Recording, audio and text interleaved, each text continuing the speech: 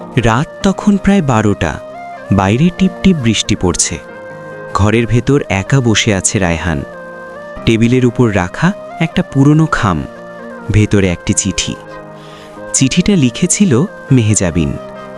3 বছর আগে হঠাৎ করেই তাদের সম্পর্কটা শেষ হয়ে যায়। কোনো ঝগড়া না, কোনো বড় ভুল না, শুধু ভুল সময়, ভুল পরিস্থিতি। রায়হানের পরিবার চেয়েছিল সে দ্রুত চাকরি করুক। মেহজাবিনের পরিবার ঠিক করে ফেলেছিল তার বিয়ে। সেদিন শেষবার দেখা হয়েছিল স্টেশনে। ট্রেন ছাড়ার আগে মেহজাবিন বলেছিল, তুমি আমাকে ভুলে যেও, তোমার ভবিষ্যৎটা সুন্দর করো। রায়হান শুধু চুপ করে দাঁড়িয়েছিল, কিছু বলতে পারেনি। ট্রেনটা ধীরে ধীরে চলে গিয়েছিল, আর তার জীবনটাও যেন সেদিন থেমে গিয়েছিল। আজ 3 বছর পর সে একটা ভালো চাকরি পেয়েছে, পরিবারের স্বপ্ন পূরণ হয়েছে, কিন্তু নিজের স্বপ্ন? চিঠিটা খুলে আবার পড়তে শুরু করল। রায়হান, যদি কোনোদিন তুমি সফল হও, মনে করো আমি দূর থেকে হাসছি, তোমার জন্য দোয়া করছি। আমি চাই না তুমি আমার জন্য থেমে থাকো।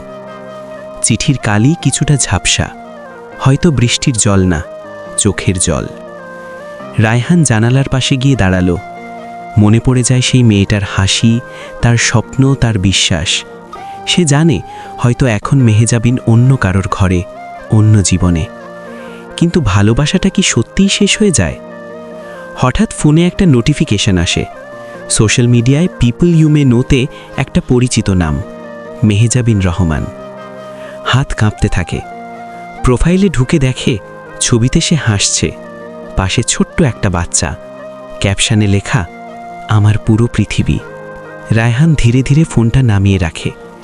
একটা গভীর শ্বাস নেয়। সে বুঝে যায় কিছু ভালোবাসা কাছে পাওয়ার জন্য নয়, শুধু মনে রাখার জন্য।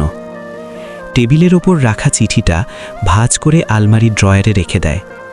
জানালার বাইরে বৃষ্টি থেমে গেছে, নতুন ভোর আসছে। রায়হান মনে মনে বলে, তুমি সুখে থাকো, এটাই আমার শেষ চাওয়া। কষ্টটা রয়ে যায়, কিন্তু সে প্রথমবারের মতো কষ্টের সাথেই বাঁচতে শিখে ফেলে।